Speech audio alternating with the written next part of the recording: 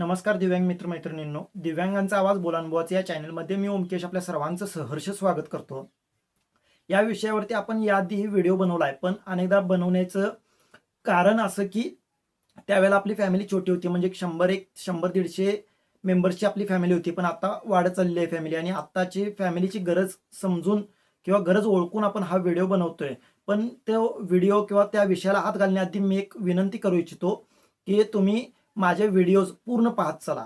कारण तुम्ही व्हिडिओ पूर्ण पाहत नाही आणि तुम्ही त्याचं जजमेंट पास करता किंवा त्याच्याबद्दल मत तयार करता. आपलं आपलं मत आपण तयार करतो एखादा व्हिडिओ अर्धवट पाहून आणि त्याच्यानंतर आपण कमेंट्स करतो किंवा प्रश्न विचारतो की आपल्या मनात प्रश्न तयार करतो. पण पूर्ण व्हिडिओ पाहिल्यानंतर मग प्रश्न काय उरतात किंवा आपले प्रश्न सोडवले जातात की नाही हे पाहिलं पाहिजे, ना की व्हिडिओ अर्धवट पाहूनच आपल्याला मनात प्रश्न पडतात. कारण कसं होतं, व्हिडिओ पूर्ण पाहण्याआधी तर पुढं तुमच्या मनात जो प्रश्न असतो तो अर्धवट व्हिडिओ पाहिल्यानंतर तुमच्या तयार असतो, पण तो तिथं पुढं त्याचं उत्तर दिलेलं असतं, पण तुम्ही पूर्ण व्हिडिओ पाहत नाही आणि अर्धवट व्हिडिओ पाहून तिथं कमेंट करता.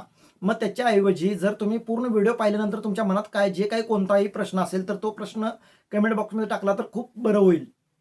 याच्यातून तुम्हालाही नॉलेज मिळेल आणि तुम्हाला जे नॉलेज मिळायला वेळ लागते ना, म्हणजे तुमच्या प्रश्नाची उत्तर मिळायला 2-3 दिवस 4 दिवस लागतात वेळ होतं, तर ते वेळ होणार नाही. त्याच दिवशी त्याच वेळी तुम्हाला त्याचं उत्तर मिळून जाईल. आणि अजून एक विनंती की आता जे कोणी जोडले जात आहेत, म्हणजे आता आपल्या फॅमिलीशी जोडले जात आहेत दिव्यांग फॅमिलीशी, तर यांना सगळ्यांना विनंती असेल की मागचे व्हिडिओ तुम्हाला जमतील तसे बघत चला. म्हणजे बघून घ्या मागचे जे काही 12-13 महिन्यातून महिन्याभरात आपण व्हिडिओ टाकलेले आहेत, तर ते व्हिडिओ म्हणजे लाईव्ह असतील किंवा शॉर्ट्स असतील किंवा मग व्हिडिओ असतील, ते सगळे बघून घ्या. सगळे बघून घेण्याचा प्रयत्न करा, कारण त्यातून तुम्हाला माहितीच मिळेल, दुसरं काही मिळणार नाही. फक्त माहिती मिळेल, कारण आपण वायपळ गप्पा किंवा दुसऱ्या गोष्टी आपण केलेल्याच नाहीत. फक्त दिव्यांगांना जे काही गरजेचे आहेत, दिव्यांगांच्या ज्या काही सक्षम बनवण्यासाठी किंवा दिव्यांग आत्मनिर्भर बनवण्यासाठी ज्या काही गरजेच्या गोष्टी आहेत त्याच गोष्टींवरती आपण भाष्य केलेलं आहे. त्याच्यामुळे माझी विनंती असेल की तुम्ही जसे जमतील तसं, जसा तुम्हाला वेळ मिळेल तसा तुमच्या नजरेखालून किंवा तुमच्या कानांवरून ती शब्द जाऊ देत, जे मागच्या पाठीमागचे व्हिडिओज आहेत ते. तर आता आपल्या विषयाला हात घालूया. विषय कोणता होता, तर विषय पेन्शनचा होता. म्हणजे पेन्शन कशी सुरू करायची, पेन्शन सुरू करण्यासाठी अडचणी काय येतात, पेन्शन सुरू करण्यासाठी डॉक्युमेंट्स काय लागतात आणि पेन्शन कशी प्रोसेस असते पेन्शन सुरू करण्याची, या बाबतीत आपण आता चर्चा करणार आहोत. तर पहिला सांगतो, पेन्शन कुणाला मिळते, तर पेन्शन मिळते दिव्यांग व्यक्तींना, निराधार व्यक्तींना, विधवा महिलांना आणि वृद्धांना मिळते. तर आपण फक्त चर्चा करणार आहोत आपल्या दिव्यांग बांधवांबद्दल, म्हणजे दिव्यांग मित्रमैत्रिणींबद्दल, ज्यांना अजूनपर्यंत पेन्शन चालू झालेली नाही. आणि ज्यांना चालू झाली असेल तरी सुद्धा तुम्ही व्हिडिओ बघायला काय हरकत नाही, कारण प्रोसेस चेंज होत राहतात आणि आपल्याला काहीतरी करावे लागतात, गोष्टी बदलाव्या लागतात, त्या बदलू शकतो आपण. किंवा आपल्या मित्रमैत्रिणींना जर आपण चालू करून देऊ इच्छितो पेन्शन, तर ती प्रोसेस तुम्हाला जर समजली तर तुम्हाला ते त्यांच्यासोबत त्यांना सहकार्य करण्यासाठी आपल्याला सोपं पडू शकतं. त्याच्यामुळे व्हिडिओ बघा पूर्ण. तर दिव्यांगाला पेन्शन मिळते. दिव्यांग म्हणजे कोण हो? मागच्या व्हिडिओमध्ये बोललोय तसं, दिव्यांग हा 40% वरील, ज्याच्याकडे UDID कार्ड किंवा हँडिकॅप सर्टिफिकेट हे 40% वरती 100% असेल, त्याला दिव्यांग मानलं जातं. मग ते मल्टिपल डिसेबिलिटी असू दे किंवा एक डिसेबिलिटी असू दे. म्हणजे मल्टिपल म्हणजे हाताचा पण आहे आणि पायाचं पण आहे किंवा डोळ्याचं पण आहे आणि शरीराचं पण आहे किंवा कानाचं आहे, शरीराचं म्हणजे हाताचं आहे, असं मल्टिपल. ते दोन किंवा 2पेक्षा अधिक किंवा एकापेक्षा अधिक आपल्याला जर प्रॉब्लेम्स असतील आपल्या शरीरामध्ये, तर त्याला मल्टिपल डिसेबिलिटी म्हटलं जातं. तर हे तुमचं 40% वरती असेल तरच तुम्हाला दिव्यांग मानलं जातं आणि त्यांनाच पेन्शन मिळते. हा विषय झाला. परत 39% जरी तुमचं प्रमाणपत्र असेल तरी सुद्धा तुम्हाला पेन्शन मिळत नाही किंवा शासकीय योजना, कोणत्याही शासकीय योजनेचा लाभ मिळत नाही. तर तुम्हाला क्लिअर झालं, 40%च्या वरती म्हणजे 40%चा जरी तुमचा दाखला असेल तर तुम्हाला पेन्शन मिळणार आहे. तर आता पेन्शनसाठी काय करायचं, पहिला ऑफलाईन फॉर्म भरावे लागायचे, पण आता तसं नाही आहे. आता ऑफलाईन सुद्धा चालतं आणि ऑनलाईन सुद्धा चालतं. म्हणजे काही जिल्ह्यांमध्ये ऑफलाईन आहे, काही जिल्ह्यांमध्ये ऑनलाईन आहे किंवा दोन्ही, एक जिल्ह्यांमध्ये तरी दोन्ही चालू आहेत, म्हणजे ऑफलाईन पण आणि ऑनलाईन पण. तर ऑफलाईन असतं ते तुमच्या जे काही तहसीलदार कार्यालय असतं त्याच्या जवळपास जे काही झेरॉक्सची दुकानं असतात, तर तिथं तुम्हाला ते 40 पानाचा बंच मिळतो, संजय गांधी निराधार किंवा श्रावणबाळचा. संजय गांधी दिव्यांग पेन्शन किंवा श्रावणबाळ निराधारचा फॉर्म मिळतो. तो दोन्ही एकत्रित असतो. तो 40 पानाचा बंच असतो. तो आणायचा, तो भरायचा, तो तलाठ्यांच्याकडून सही शिक्का घ्यायचा, त्याच्यावरती असतो. उत्पन्न दाखला काढायचा असतो. रहिवासी दाखला असेल तर डोमेशियल, रेशन कार्ड वगैरे लागतं त्याला. तर ते करून तुम्ही ते परत फॉर्म भरून त्याच्यावरती सही शिक्का घेऊन तुम्ही जमा करू शकता संजय गांधी ऑफिसला. नाहीतर ऑनलाईन करायचं असेल तर ऑनलाईनसाठी तुम्हाला डॉक्युमेंट्स पहिला काढावं लागतात. तर डॉक्युमेंट्स तुमच्याकडे आहेत का बघायचं पहिला. डॉक्युमेंट्स कोणकोणते, आधार कार्ड, तुमचं हँडिकॅप सर्टिफिकेट जे UDID कार्डचं असेल ते, म्हणजे नवीन काढलेलं हँडिकॅप सर्टिफिकेट या 5-10 वर्षात काढलेलं असेल तर.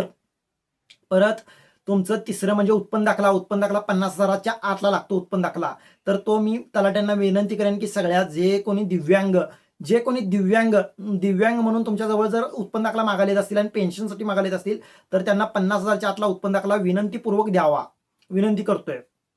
तर 50,000च्या आतला उत्पन्न दाखला काढायचा असतो. डोमेशियल जर तुम्हाला रहिवासी दाखलाच्या जागी डोमेशियल तुम्ही जोडू शकता, जो तालुक्यात मिळतो आपल्या. तर डोमेशियल, रेशन कार्ड झेरॉक्स आणि 2-3 फोटो लागतात. तर ते फोटो, हे डॉक्युमेंट्स घ्यायचे. हे डॉक्युमेंट्स घेऊन तुम्ही नेट कॅफेमध्ये किंवा तुमच्या मोबाईलवरती पण तुम्ही फॉर्म तो भरू शकता. ते वेगवेगळे चॅनेल्सवरती व्हिडिओ बनवलेले आहेत. म्हणजे ऑनलाईन फॉर्म दिव्यांग पेन्शनसाठी महाराष्ट्रामध्ये ऑनलाईन फॉर्म कसे भरायचे त्याचे वेगवेगळे व्हिडिओज आहेत. ते व्हिडिओज बघून तुम्ही फॉर्म भरू शकता किंवा तुमच्या माहिती सेवा केंद्रामध्ये किंवा नेट कॅफेमध्ये जाऊन तुम्ही भरू शकता फॉर्म भरल्यानंतर त्याच्यावरती त्याला डॉक्युमेंट्स अपलोड करायचे. उत्पन्न दाखला, Aadhaar card, UDID card, ration card, हे 4 डॉक्युमेंट्स तरी तुम्हाला जमा करावे लागतात किंवा अपलोड करावे लागतात. त्याच्यानंतर तो बंच तसाच तयार करायचा, तलाट्यांच्या जवळ दाखवायचा. तलाट्यांच्या जवळ जर तलाठी जमा करून घेत असतील तर तलाट्यांच्या जवळ जमा करायचा. नाहीतर मग तुमच्या तालुक्याला जाऊन, तालुक्याला समाज कल्याण ऑफिसला किंवा संजय गांधी ऑफिसला, संजय गांधी ऑफिस वेगळा असतं किंवा संजय गांधी टेबल वेगळा असतो. ऑफिसमध्ये समाज कल्याण विभागातच टेबल वेगळा असतो संजय गांधीचा. तर त्यात तहसीलदार ऑफिसमध्ये तर संजय गांधी टेबलला जाऊन तिथं जमा करायचा. त्याचं पोच घ्यायची. पोच कशी घ्यायची तर फॉर्म घेऊन जात असताना त्याचे 2 कॉप्या घेऊन जायच्या झेरॉक्स, म्हणजे पहिल्या पानाचं 2 झेरॉक्स कॉप्या घेऊन जायच्या. त्या जे एक झेरॉक्स कॉपी घेऊन गेलेला असतो त्याच्यावरती सही शिक्का त्या ज्यांच्याकडे आपण जमा करतोय त्यांचा सही शिक्का घेऊन परत यायचं. म्हणजे आपल्याकडे पोच राहते की आपण तिथं फॉर्म जमा केलाय म्हणून. तर ही प्रोसेस आहे. ऑनलाईन फॉर्म भरता येतो, ऑफलाईनही भरता येतो. ऑफलाईनला फक्त 40 पानं भरावी लागतात. त्यातले ठराविक म्हणजे 27 ते 30 पानं आपल्याला भरावी लागतात. कारण का ते बाकीचे 10-12 पानं आहेत ती श्रावणबाळसाठी आहेत. श्रावणबाळ जे निराधार असेल किंवा श्रावणबाळ विधवा पेन्शन योजना किंवा वृद्ध पेन्शन योजनेसाठी आहेत. बाकीचे 25 ते 27 पानं आपल्याला भरावी लागतात स्वतः म्हणजे आपण आपल्याला जितके भरता येतं तितकं भरायचं आपण. नाहीतर मग तलाट्यांच्याकडे द्यायचं. तलाट्यांच्या हाताखाली असणारा दिवाण जी भरतो फॉर्म ते आणि तुम्हाला ते सही शिक्का करून देतो. कारण ऑफलाईन जर असेल तर तुम्हाला त्याची सही शिक्का घ्यावे लागतात. तलाट्यांच्या जवळपास 10-12 सह्या असतात त्याच्यावरती, तर त्या सह्या घ्याव्या लागतात तुम्हाला. हे झालं फॉर्म. आणि मंजूर तुमचं 1 महिना, 1.5 महिना, 2 महिन्यात मंजूर होऊन येतं. मंजुरीला फाईल जाते तुमची संजय गांधी ऑफिसला. तिथे मीटिंगमध्ये मांडलं जातो तुमचा विषय आणि तिथे तुमची पेन्शन मंजूर होणार की नाही, तुमच्या कागदपत्रात काय चुकी असेल तर ती फाईल परत येते तलाट्यांच्या जवळ आणि तलाठी तुम्हाला बोलवून घेतात. ते डॉक्युमेंट जे चुकीचं आहे किंवा जे अर्धवट डॉक्युमेंट आहे तर ते डॉक्युमेंट मागून घेतात. ते डॉक्युमेंट आपण पूर्तता करायची. परत एकदा जातं फाईल संजय गांधीला आणि परत मंजूर होऊन येतं. मग काही जिल्ह्यांमध्ये ही पेन्शन तात्काळ चालू केली जाते, महिन्या 1.5 महिन्यात. काही जिल्ह्यांमध्ये याला 2-4 महिने लागू शकतात. पण मार्च नंतर जर आपण प्रोसेस करू तर आपल्याला सोपं पडतं. कारण एकदाच उत्पन्न दाखला काढला तर त्या उत्पन्न दाखल्यावर 1 वर्षभरात आपण काढू शकतो. तर ही झाली पेन्शनची प्रोसेस. पण आता यात येणाऱ्या अडचणींबद्दल आपण आता चर्चा करूया. तर यात अडचण कुठली येते? उत्पन्न दाखल्याची येते मेन अडचण. पहिली अडचण आणि शेवटची अडचण म्हणू शकतो आपण उत्पन्न दाखल्याची. कारण आपल्याला तलाठी 50,000च्या आतला उत्पन्न दाखला देतच नाहीत. पहिला 21,000चा होता. 21,000च्या वेळेला तर किती जणांना अडचणी आल्या असतील बघा. 21,000चा उत्पन्न दाखला तर तलाठी सहज देतच नव्हते आपल्याला. मग तलाठी दिले नाही तर तहसीलदार कसे देणार? तर देतच नव्हते. त्याच्यामुळे 50,000च्या आतला आत्ता उत्पन्न दाखला साधं दिलंच जात नाही. कारण 60,000 साधा दिला जातो उत्पन्न दाखला आपल्याला आता. कुणी नॉर्मल व्यक्ती गेला तरी सुद्धा, म्हणजे ज्याच्याजवळ 1 गुंठा रान सुद्धा नाही आहे त्याला सुद्धा 60,000च्या आतला उत्पन्न दाखला दिला जात नाही. 60,000चा उत्पन्न दाखला दिला जातो. पण संजय गांधी दिव्यांग पेन्शन योजना आहे तर त्या योजनेला पेन्शनला 50,000च्या आतला उत्पन्न दाखला लागतो. मग आपण विनंती करायची तलाट्यांना की आम्ही पेन्शनसाठी हा उत्पन्न दाखला वापरणार आहोत आणि तिथं कारण सुद्धा लिहायचं शासकीय कामासाठी.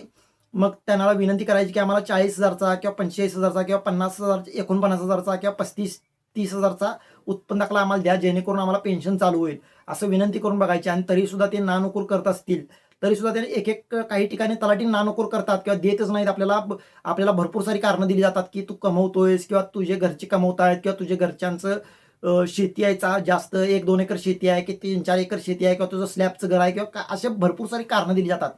त्यांना एकच सांगायचं आहे, तुमची जी काही कारणं आहेत ना ती तोंडी देऊ नका म्हणायचं. तलाट्यांना सरळ सांगायचं तोंडी देऊ नका, लेखी द्या म्हणायचं. मला लेखी द्या, उत्पन्न दाखला देता येत नाही म्हणून लेखी द्या म्हणून सांगायचं आणि बाहेर यायचं आणि बाकीचं मग ते तहसीलदारांना नेऊन दाखवायचं की हा असं मला हे दिलेलं आहे म्हणून. नायक तहसीलदार किंवा तहसीलदारांना येऊन तुम्ही सांगितलं तरी सुद्धा होऊ शकतं काम, किंवा एखादा व्हिडिओ करून तुम्ही अपलोड केला तर सोशल मीडियावर व्हायरल होता आणि त्या तलाठ्यांच्यावरती कारवाई होऊ शकते, किंवा बीडीओ कडे जाऊन सुद्धा तुम्ही तक्रार करू शकता त्यांची. तर हे गोष्टी करू शकतो. आणि जर तलाठी देत नसतील तर त्यांचं रेकॉर्डिंग करून घ्या, नाहीतर त्यांच्याकडे लेखी मागा. लेखी मागायची गरज येत नाही, कारण 5-50 रुपये देऊन करून घेतात काम, कोण पण देतात. पण थोडी विनंती करून बघा, पहिल्याच वाकड्यात जायचं नाही, विनंती करून बघा आणि घ्या. आणि एखादं डॉक्युमेंट्स कमी असेल तरी सुद्धा तुम्ही फॉर्म भरून घ्या. जरी तिथं त्यांच्या नजर चुकीने ते फाईल मंजूर सुद्धा होऊ शकते, आणि जरी नाही झाली तर परत येते, फॉर्म रिजेक्ट होत नाही तुमचा, तुम्हाला परत एकदा चान्स दिला जातो. जवळपास 2 ते 3 वेळा चान्स दिला जातो तुमचं जे काही डॉक्युमेंट्स आहेत तर ते डॉक्युमेंट चेंज करण्याचे. तर तुम्ही आजपर्यंत अजून पेन्शन चालू केलं नसेल तर करून घ्या. तुमचं 40% वरती दाखला असेल तुमचा UDID कार्ड किंवा हँडिकॅप सर्टिफिकेट तर तुम्ही करू शकता. डोमेशियल अनिवार्य आहे, उत्पन्न दाखला लागतोच, आधार कार्ड पाहिजेच, आधार कार्डवरचं नाव चुकलंय का बघा, किंवा आधार कार्डवरती जन्मतारीख आहे का बघा. हे सगळे डॉक्युमेंट्स व्हेरिफिकेशन करा. तुमचं UDID कार्ड आणि आधार कार्डमध्ये काय तफावत दिसते का, म्हणजे आडनावात नावात फरक ते असतात तर ते फरक बघून घ्या आणि मगच करा. 18 वर्षापूर्वी वरील लोकांना दिव्यांग पेन्शन चालू होते, 18 वर्षाच्या आतल्यांना दिव्यांग पेन्शन अजून चालू केलेली नाहीये. तर ते करण्यासोबतच पेन्शन जशी सुरू करू इच्छिता तुम्ही, पेन्शनचं जसं प्रोसेस करू इच्छिता तसंच तुम्ही नगरपालिका क्षेत्रात किंवा गाव ग्रामपंचायत क्षेत्रात राहत असाल तर तुमच्या ग्रामपंचायतीला तुमचं नाव नोंद करून घ्या. तिथं तुमचं हँडिकॅप सर्टिफिकेट आणि बँक पासबुक झेरॉक्स आणि आधार कार्ड झेरॉक्स तुम्ही तिथं जमा करा, म्हणजे तुम्हाला तिथलाही 5% निधी मिळेल. तालुक्याला असाल तर तालुक्याचे सुद्धा जिथं तुमची ग्रामपंचायत किंवा तुमची नगरपंचायत किंवा नगरपालिका असेल तिथं सुद्धा तुम्ही जमा करू शकता, आणि तिथले सुद्धा तुमचं जे काही लाभ आहेत 5% निधीचा, तर तो 5% निधीचा लाभ घेऊ शकता आणि घ्या. आणि अजून काय अडचणी आल्या तुम्हाला तर माझ्याशी संपर्क साधा. इंस्टाग्रामवरती असेल, टेलिग्रामवरती असेल, फेसबुकवरती असेल, तुम्ही संपर्क साधा आणि मला सांगा तुमच्या प्रॉब्लेम्स किंवा तुमच्या अडचणी काय येत असतील तर सांगा. आपण त्याच्यावरती मार्ग काढण्याचा नक्की प्रयत्न करूया. पेन्शन सुरू करायची प्रोसेस समजली असेल, आणि ज्यांचं 39% आतलं ज्यांचं सर्टिफिकेट असेल त्यांच्यासाठी आपण व्हिडिओ घेऊन येत आहोत. पुढे येणाऱ्या काळात व्हिडिओ घेऊन येऊ की त्यांनी सुद्धा काय करायचं, जेणेकरून आपल्याला हँडिकॅप म्हणून समजलं जाईल किंवा हँडिकॅप आपण म्हणून ओळखलं जाऊ शकू. त्याच्यासाठी सुद्धा आपण व्हिडिओ घेऊन येणार आहोत, पण थोडी प्रतीक्षा करा. तर हे ज्यांचं 40% आहे त्यांना पेन्शन चालू होते, तर पेन्शन महिन्याला 1,500 रुपये आहे आता सद्यस्थितीला. महिन्याला 1,500 रुपये मिळते, आणि ती पण वेळेवर मिळत नाही. एक गोष्ट लक्षात घ्या, वेळेवर ती पेन्शन कधीच मिळत नाही. 3-3 महिने वाट पाहिल्याशिवाय पेन्शन आपल्याला मिळत नाही. दर महिन्याला पेन्शन फक्त लाडक्या बहिणीची येते. दिव्यांगांची पेन्शन दरमहा येत नाही. 3 महिने, 4 महिने, काही काही जिल्ह्यांमध्ये 6-6 महिन्यानं पेन्शन येते. त्याच्यामुळे महिन्याला 1,500 असे धरूनच वर्षाला जवळपास 17-18 हजार रुपये येतात आपल्या खात्यावरती, पण 3 महिन्यांतून येतात. आता खातं कुठलं काढायचं? खातं तुमचं जुनं असलं तरी काही जिल्ह्यांमध्ये चालतं, म्हणजे जुनं म्हणजे महाराष्ट्र बँकेत असेल, बँक ऑफ इंडियाचं असेल किंवा स्टेट बँकेत असेल, हे चालतात खाते. पण काही जिल्ह्यांमध्ये, म्हणजे माझ्या जिल्ह्यामध्ये तर चालत नाही. माझ्या जिल्ह्यामध्ये पेन्शनसाठी एक वेगळं खातं काढावं लागतं. वेगळं खातं म्हणजे पेन्शन ज्यावेळेला मंजूर होतं, मंजुरी पत्र आपल्याला तलाठी देतात. मंजूर ज्यावेळेला पेन्शन आपली होती ना, फाईल मंजूर झाल्यानंतर तलाट्यांच्याकडे एक पत्र येतं. तलाठी आपल्याला घरी येऊन किंवा आपल्याला तलाठी ऑफिसला बोलवून आपल्याला एक पत्र देतात. तर ते पत्र दिल्यानंतर आपण जाऊन तलाट्यांच्या म्हणण्यानुसार किंवा संजय गांधी ऑफिसच्या म्हणण्यानुसार आपण ते तिथं खातं काढावं लागतं. वेगळं 0 बॅलन्स खातं काढावं लागतं आमच्या जिल्ह्यांमध्ये. पण तुमच्या जिल्ह्यांमध्ये कसं आहे ते बघून घ्या तुम्ही. आणि जरी महाराष्ट्र बँकेत चालू असतं असेल, पण काही जिल्ह्यांमध्ये महाराष्ट्र बँक चालते, काही जिल्ह्यांमध्ये बँक ऑफ इंडिया चालतं, काही जिल्ह्यांमध्ये सगळ्या बँक चालतात, असं असतं. त्याच्यामुळे आपल्या आपल्या जिल्ह्याप्रमाणे प्रोसेस करून घ्या. आपल्या जिल्ह्यातील किंवा आपल्या गावातील एखाद्या व्यक्तीला जरी विचारला तरी सुद्धा तो सांगेल की कुठल्या बँकेत किंवा कुठल्या खात्यावरती पेन्शन जमा होते. पण पेन्शन ही 40%वरील कुठलाही व्यक्ती असू दे त्याला 1,500 रुपये जमा होते, हे लक्षात घ्या. कुणाला वेगवेगळी पेन्शन मिळत नाही. फक्त नगरपालिका नगरपंचायतला ती 5% निधी हा मासिक दिला जातो. म्हणजे पुणे असेल, मुंबई असेल किंवा संभाजीनगर असेल किंवा अहिल्यानगर असेल, या जिल्ह्यांमध्ये काही सिटींमध्ये तेवढं ते महिन्याला 1,000-1,200, 2,000, 3,000 रुपये दिली जाते. तर या गोष्टी होत्या त्या वेगळ्या आहेत, आणि या पेन्शनच्या वेगळ्या आहेत. पेन्शन हे डायरेक्ट डीबीटी स्वरूपात आता यायला सुरू झालेलं आहे.